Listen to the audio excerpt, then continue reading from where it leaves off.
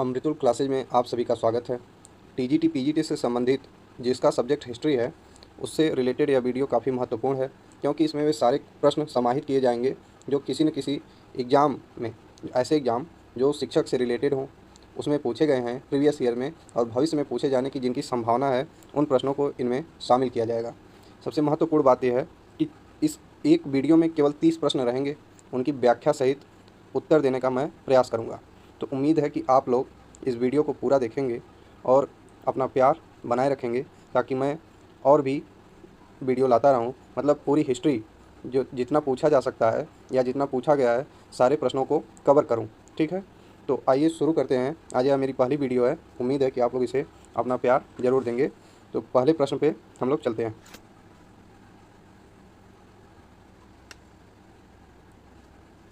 प्रधान संस्कृति टीलों में, आप लोग प्रश्न पढ़ भी चुके होंगे। प्रधान संस्कृति टीलों में ऑप्शन है, कई महत्वपूर्ण पुरातत्वीय संस्कृतियां उत्तरोत्तर पाई जाती हैं।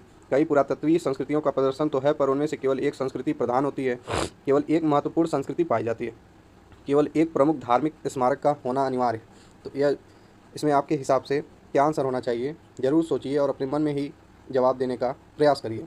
मैं बता रहा हूँ कि जो मुख्य संस्कृति होती है, उसके टीलों में एक संस्कृति की प्रधानता होती है, और अन्य संस्कृतियाँ जो पूर्व काल की भी हो सकती हैं और उत्तर काल की भी विशेष महत्व की नहीं होती हैं। ठीक है, इसमें देखिए प्रधान मतलब होता है मुख्य। कई पुरातत्वीय संस्कृतियों का प्रदर्शन तो होता है, पर उनमें से केवल एक संस्कृति ही प्रधान होती है। यही सवाल का सही जवाब होगा, बी। अगले क्वेश्चन पे हम लोग बढ़ते हैं। निम्नलिखित में नवपाषाण युग के स्थलों में हड्डियों से बने औजार कहाँ पाए गए हैं? निम्नलिखित में नवपाषाण युग के स्थलों में हड्डियों से बने औजार कहाँ पाए गए हैं? इसे ऑप्शन इसका देखिए। पहला ऑप्शन है गुफराल, सरुतरु, चिनाद, दाऊजली, हेडिंग। इसमें क्या ऑप्शन हो सकता है, बताइए। तो इसका ऑप्शन हो जाएगा बी। इसमें बी ऑप्शन हो जाएगा, अर्थात ए और सी, गुफराल और चिनाद। गुफराल जो है कश्मीर प्रांत में स्थित है। इसकी खुदाई 1981 में ए के शर्मा ने करवाई थी। जो गुफराल है उसकी खुदाई ए के शर्मा ने 1981 में करवाई थी। आप चाहें तो इसे लिख सकते हैं। यह कश्मीर प्रांत में स्थित है। यहाँ से भेड़, बकरी आदि जानवरों की हड्डियाँ तथा उनके बने उपकरण प्राप्त हुए हैं। तो वही सवाल भी पूछा है कि नवपाषाण युग के स्थलों में हड्डियों से बने औजार कहाँ पाए गए हैं। चिराद जो है वह मध्य गंगा घाटी स्थल पर महत्वपूर्ण नवपाषाणकालीन स्थल है। चिराद बिहार के छपरा जिले में स्थित है। जैसे गुफराल जो है वह जम्मू कश्मीर में स्थित है, और चिनाद या बिहार के छपरा जिले में स्थित है। यहाँ के उपकरण जो मिले थे, वहाँ से पत्थर की कुल्हाड़ी मिली, सिलबट्टे, हथौड़ा, हड्डी तथा सींग के बने छेनी, बर्मा, बाण, कुदाल, सुई, चूड़ी आदि मिले। और इसमें प्रश्न में पूछा गया है कि कौन से ऐसे स्थल है जहाँ से हड्डियों से बने औजार प्राप्त हुए थे। तो उम्मीद है कि आप लोगों को समझ में आएगा कि इसका बी ऑप्शन सही होगा, ए और सी, गुफराल और चिराद। चलिए आगे बढ़ते हैं 3 नंबर क्वेश्चन पे। क्वेश्चन थोड़ा बड़ा है, स्क्रीन पे आ जाए तो बड़ी बात है। इसको हम लोग पढ़ते हैं। कथन एक इसमें दिया है, फावड़ा और हंसिया छोटे शस्त्र एवं घोड़ों के लौह उपकरण महापाषाण युग के स्थलों से मिले। पहला कथन है कि फावड़ा और हंसिया छोटे शस्त्र एवं घोड़ों के लौह उपकरण महापाषाण युग के स्थलों से मिले। सेकेंड वाक्य है, मास्की और नागार्जुन कोंड महापाषाण युग के स्थल हैं। इन कथनों पे आपको विचार करना है कि क्या दोनों सत्य हैं। यदि दोनों सत्य हैं तो आप पहला ऑप्शन सही करेंगे, यदि दोनों असत्य हैं तो दूसरा, तीसरा, चौथा इसी तरह है। तो बताइए इसका क्या आंसर होगा। जो नवपाषाण युग है उसकी समाप्ति के पश्चात जो दक्षिण में जिस संस्कृति का उदय हुआ उसे बृहत अथवा महापाषाण संस्कृति कहा जाता है। इस संस्कृति के लोग अपने मृतकों के अवशेष जो हैं उसको सुरक्षित रखने के लिए बड़े बड़े पत्थरों का प्रयोग करते थे। बृहत्पाषाण को मेगालिथ कहा जाता है। ये कृषि कर्म से भली भांति परिचित होते थे। उनके द्वारा उत्पादित प्रमुख अनाज चावल, जौ, चना, रागी आदि थे। गाय, बैल, भेड़, बकरी इनके पालतू पशु थे। तो कहने का मतलब है कि फावड़ा और हंसिया छोटे शस्त्र घोड़े के लौह उपकरण महापाषाण युग के स्थलों से मिले हैं। यह कथन बिल्कुल सत्य है। मास्की और नागार्जुन कोंड महापाषाण युग के स्थल हैं। तो महापाषाण युग से संबंधित कुछ स्थल मैं आपको बता रहा हूँ, जिसमें कर्नाटक से मास्की है, ब्रह्मगिरी है, हल्लूर है तथा आंध्र प्रदेश से नागार्जुनी कोंड, कदम्बरपुर आदि महत्वपूर्ण हैं। अब लिखने की यहाँ पे जगह नहीं है, लेकिन आप लोग इसे सुन के लिख सकते हैं कि जो महापाषाण युग है उससे संबंधित स्थल कर्नाटक से मास्की, ब्रह्मगिरी, हल्लूर तथा आंध्र प्रदेश से नागार्जुनी कोंड, कदम्बरपुर आदि स्थल हैं। तो इस हिसाब से दोनों कथन क्या हैं, सही हैं। और जब दोनों कथन सही हैं तो ऑप्शन नंबर ए सही हो जाएगा कि फर्स्ट और सेकंड कथन दोनों सही हैं। चलिए चौथे क्वेश्चन पे हम लोग बढ़ते हैं। इसमें से ताम्रपाषाण युग का कौन सा स्थल राजस्थान में स्थित है? ताम्रपाषाण युग का कौन सा स्थल राजस्थान गांव में स्थित है? सोनगांव, एरण, चंदौली, गणेश्वर, बताइए। तो इसमें जो है ताम्रपाषाण युग का कौन सा स्थल राजस्थान में स्थित है, इसका ऑप्शन हो जाएगा सी, डी। गणेश्वर जो स्थान है यह कहाँ पे स्थित है? यह राजस्थान के सीकर जिले, राजस्थान में एक सीकर जिला है, वहाँ कांतली नदी का उद्गम स्थल है और वहीं पर यह स्थान गणेश्वर स्थित है। सोनगांव, सोनगांव कहाँ है? यह ताम्रपाषाणकालीन स्थल है, यह पुणे में, महाराष्ट्र के पुणे में स्थित है। चंदौली जो है वह जारवे संस्कृति का स्थल है। एरण, एरण मालवा कायथा संस्कृति के अंतर्गत आता है। इसके निम्न क्षेत्र हैं नवादा, एरण और गुगोइया। इसका अध्ययन BS वाकड़कर ने किया था। पांचवा क्वेश्चन आप लोगों के सामने है कि मध्यपुरा पाषाण काल के पाषाण उपकरण किससे बने थे? जो मध्यपुरा पाषाण काल है उसके पाषाण उपकरण बने थे, पहला ऑप्शन है इसमें आपका कोर से, सेकंड है फलक से, थर्ड है ब्लेड से, फिर है ताम्र से। जो मध्यपुरा पाषाण काल था उसमें क्वार्टजाइट पत्थरों के स्थान पर जैस्पर, चर्ट, फ्लिंट आदि के पत्थर प्रयुक्त हो रहे थे। उसके पहले का जो काल है वहाँ पे क्वार्टजाइट पत्थरों का प्रयोग होता था हथियार बनाने में, उपकरण बनाने में। इस समय उद्योग मुख्यतः सल्क से बनी वस्तुओं का था। इस समय के मुख्य औजार थे फलक, बेदनी, छेदनी, खुरचनी। फलकों की अधिकता के कारण इस काल को फलक संस्कृति की संज्ञा दी गई। कैसी संज्ञा दी गई? जो मध्यपुरा पाषाण काल है उसे फलक संस्कृति ही कह दिया गया, क्योंकि एक फलक एक प्रकार का औजार होता था जिसे पत्थर को तोड़कर बनाया जाता था। इसमें आपका हो जाएगा ऑप्शन नंबर बी। कहाँ भाग गया महाराज? इसे लाइए अपनी जगह पे। क्वेश्चन नंबर 6, निम्नलिखित स्थलों में से कौन सा एक स्थल नवपाषाण काल से संबंधित है? नवपाषाण काल से संबंधित इसमें कौन सा स्थल है? पैसरा, बाघोर, शेनवार, सराय नाहर राय। तो इसमें कौन सा स्थल जो है वो नवपाषाण कालीन स्थल है?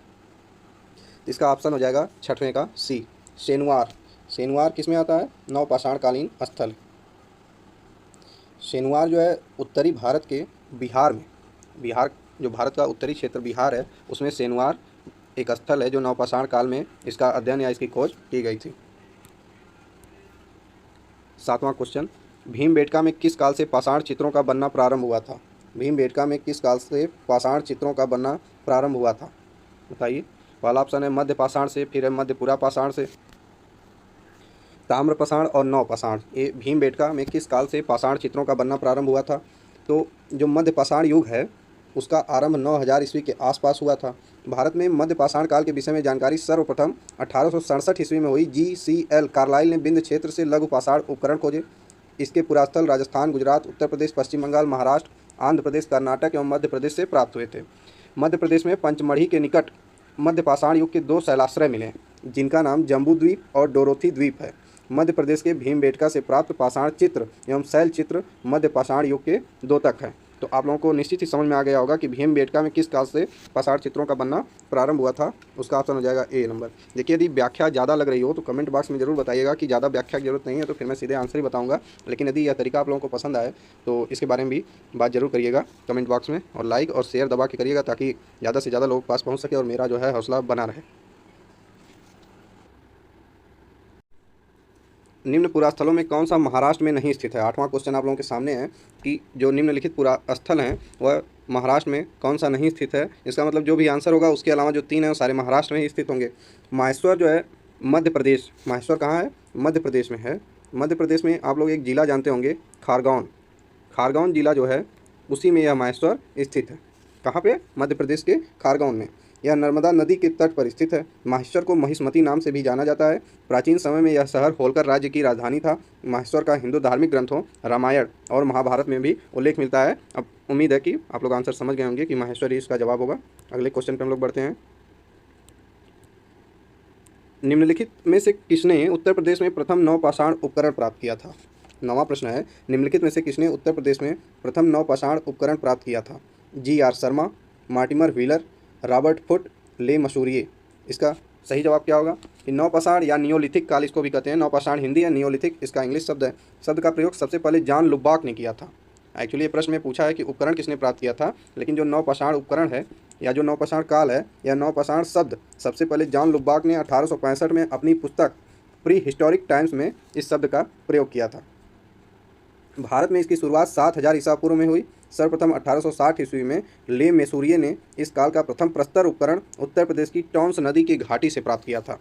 जो ले मेसूरिये साहब हैं, ये उत्तर प्रदेश की जो टॉन्स नदी है उसकी घाटी से प्रथम उपकरण नवपाषाण काल का प्राप्त किया था। 10वां क्वेश्चन, 30 मई 1863 को रॉबर्ट ब्रूस फुट ने मद्रास के पास स्थित पल्लवरम से किस पुरापाषाणिक परंपरा के उपकरण खोजे थे? इसमें ऑप्शन है आपका ब्लेड ब्यूरिन परंपरा, ब्लेड फ्लैग स्क्रैपर परंपरा, हैंड एक्स क्लीवर परंपरा, माइक्रोलिथिक परंपरा। 30 मई 1863 को रॉबर्ट ब्रूस फुट ने मद्रास के पास स्थित पल्लवरम, एक स्थान है मद्रास के पास पल्लवरम, वहाँ से हैंड एक्स क्लीवर परंपरा की पुरापाषाणिक उपकरणों को खोजा था। जनवरी 1864 में पल्लवरम से कई उपकरण प्राप्त हुए। हस्त कुठार संस्कृति को मद्रास संस्कृति या मद्रास उद्योग भी कहा जाता है। इसका हस्त कुठार संस्कृति, हस्त हैंड, अब ऑप्शन में हैंड आपको एक ही जगह दिख रहा होगा। उम्मीद है कि आप लोग समझ गए होंगे कि इसका आंसर क्या होगा। सी ऑप्शन इसका सही होगा कि जो 30 मई 1863 को रॉबर्ट ब्रूस फुट ने मद्रास के पास स्थित पल्लवरम से हैंड एक्स क्लीवर परंपरा के उपकरण खोजे थे। 11वां क्वेश्चन आप लोगों के सामने है, भारत में सर्वप्रथम पूर्व पाषाणकालीन उपकरण रॉबर्ट ब्रूस फुट ने कब खोजा था? इसका जवाब इसके पहले वाली व्याख्या मैंने या प्रश्न में भी सीधे दिया है कि 1863 में किया था, तो इसका जवाब यहाँ पे लिखा भी है, तो बी ऑप्शन हो जाएगा। 1863 में इन्होंने मद्रास में खोज की थी। 1863 में रॉबर्ट ब्रूस फुट को हस्त कुठार कहाँ से मिला था? तो अभी मैंने आपको बताया कि पल्लवरम एक जगह है वहाँ पे मद्रास में, वहाँ से इन्होंने हस्त कुठार या हैंड एक्स कह सकते हैं उसको खोजा था। इसमें ऑप्शन सी हो जाएगा, बताने की जरूरत नहीं है। 13वां क्वेश्चन, मध्य पाषाणिक पुरास्थल दमदमा के पशुओं के हड्डियों का अध्ययन किसके द्वारा किया गया था? बताइए कि मध्य पाषाणिक पुरास्थल दमदमा के पशुओं की हड्डियों का अध्ययन किसके द्वारा किया गया था? सबसे पहले थोड़ा सा दमदमा के बारे में भी जान लिया जाए। तो जो मध्य पाषाणिक स्थल है दमदमा, मध्य गंगा घाटी क्षेत्र में, जो गंगा घाटी है जिसमें उत्तर प्रदेश बिहार जैसे राज्य आते हैं, उसके मध्य क्षेत्र में उत्तर प्रदेश के प्रतापगढ़ जिले में, अगर आप उत्तर प्रदेश के हैं और प्रतापगढ़ जिले को न जाने तो कैसे हो सकता है, आंवला के लिए प्रसिद्ध है। दमदमा का उत्खनन 1982 से 1987 के मध्य प्रोफेसर जी.आर. शर्मा के नेतृत्व में किया गया। यहाँ से पाषाण के उपकरण एवं पशुओं की हड्डी एवं सींग प्राप्त हुए। यहाँ के पशुओं के हड्डियों का अध्ययन पी.के. थॉमस और पी.पी. जोगलेकर ने किया। किसने किया था? पी.के. थॉमस और पी.पी. जोगलेकर। अब इतना बताने के बाद तो आप ऑप्शन जान ही गए होंगे कि डी ऑप्शन इसका सही जवाब होगा कि जो प्रतापगढ़ दमदमा है वहाँ से पशुओं का जो हड्डी मिली थी उसका अध्ययन किसने किया था। झील के किनारे स्थित प्रारंभिक कृषि स्थल है, ऐसा कृषि स्थल जो झील के किनारे रहा हो और प्रारंभिक रहा हो, तो इसका आंसर क्या हो जाएगा? चिराद, मेहरगढ़, लौरादेव, महदहा। उत्तर प्रदेश में एक ज़िला है संत कबीर नगर, वहाँ झील के किनारे स्थित एक जगह है लहुरादेव। वहाँ से भारतीय उपमहाद्वीप में कृषि किए जाने के प्राचीनतम साक्ष्य मिले हैं। सबसे प्राचीन साक्ष्य कृषि का अगर कहीं से मिला है तो वह लहुरादेव है, और स्वाभाविक रूप से आप लोग इस बात को जानते होंगे, और यही जवाब इसका सही हो जाएगा, बी।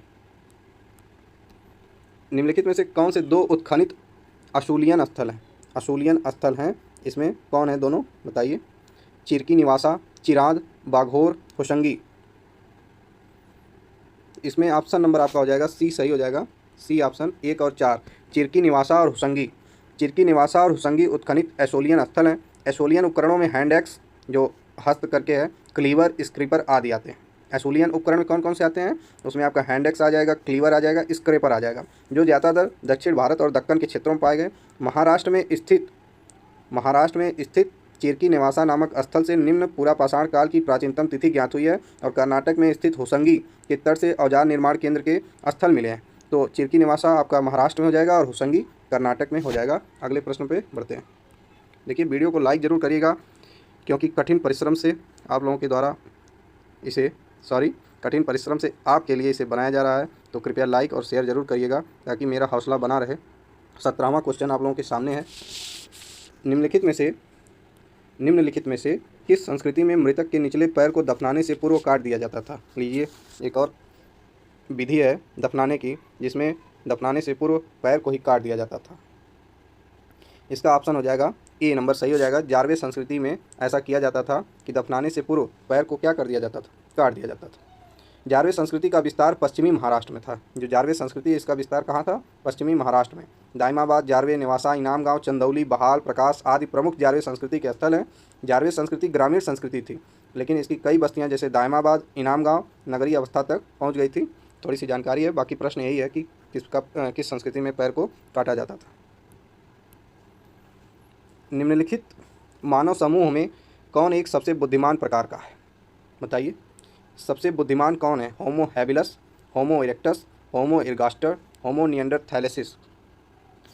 इस ऑप्शन के हिसाब से आप लोगों को बताना है कि कौन निम्नलिखित में सबसे बुद्धिमान है। जो होमो निएंडरथैलेसिस है, यह मध्य पुरापाषाण काल का मानव है। कब का है? मध्य पुरापाषाण काल का मानव। इसने सर्वप्रथम अग्नि का व्यापक रूप से प्रयोग